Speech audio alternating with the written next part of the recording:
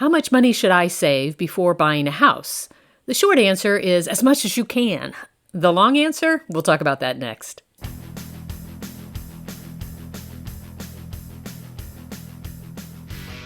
Hi, I'm Kelly Vandever. I'm a real estate agent in the Atlanta, Georgia area with Keller Williams, North Atlanta.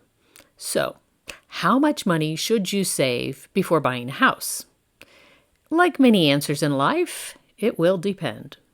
If you're asking the question, I'm assuming it's because you're not buying a house with cash. You're interested in taking out a loan. So that's why you need to know how much money you need to save first. How much you need to save will depend on your loan program and how competitive you want to be in today's market. In order to buy a house, you need to have the amount of down payment that's required by the lender. To find out what programs you qualify for, be sure and reach out to a local lender. As a veteran, I qualify for a VA loan. With the VA loan, you don't need any money down. But most loan programs, you will need some kind of money down. For instance, an FHA loan needs at least 3.5%. The best source of information on how much you need for that down payment is a local lender. There is a link below to several great local lenders and some other resources for you to find a loan. To do the math, let's say you qualify for a $450,000 home. And let's just say that you qualify with a loan program where you need 3.5% down. That means you'll need $15,750 for the down payment. But wait, there's more. You will also want to pay for a home inspection.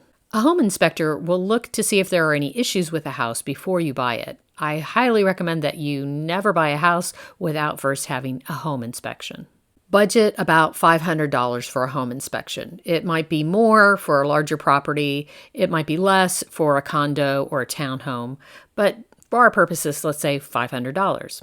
If you want to test for radon, that's probably another $200.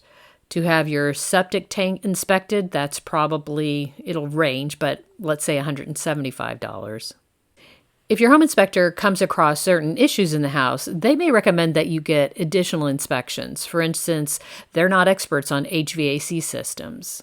They may recommend that you hire an electrician to look at the electrical system.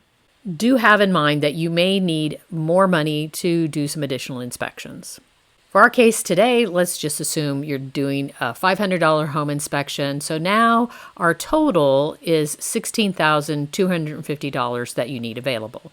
If an appraisal is needed, the lender will require you to pay that. Budget another $500 for an appraisal. But wait, there's still more. There will be closing cost. You'll need to prepay for home insurance for the coming year. That's required by the lender. You'll need to pay prepaid interest for the month in which you close. That amount will vary. If you are closing on a date that is closer to the first of the month, it'll be a larger amount. If you close closer to the end of the month, the amount will be smaller. You will have to pay attorney fees. You'll have to pay lender fees. There could be some prorated property tax you need to pay. There will be transfer fees, intangible fees, and recording fees. You may have to pay HOA fees. You'll be asked to pay for the lender's title insurance, and you'll pay for title insurance for yourself as well. All those are examples of various closing costs.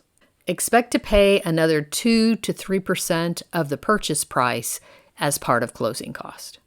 It could be more, it could be less, but for budgeting purposes, assume about 3%. 3% of $450,000 is $13,500. For our hypothetical situation then, you'll need over $30,000, $30,250 to be exact, in this particular case to make the loan work. That's the basics. To be even more competitive, you might need more money. If there's an issue with the appraisal, you may need to cover the difference between the appraised price and the sales price, which means it would benefit you to save additional money. If you're not already saving, start saving. Get that side hustle going. Cut expenses.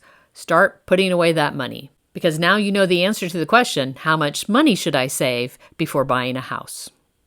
If you need some help buying or selling a house in the metro Atlanta area, reach out. Let's set up a time to talk.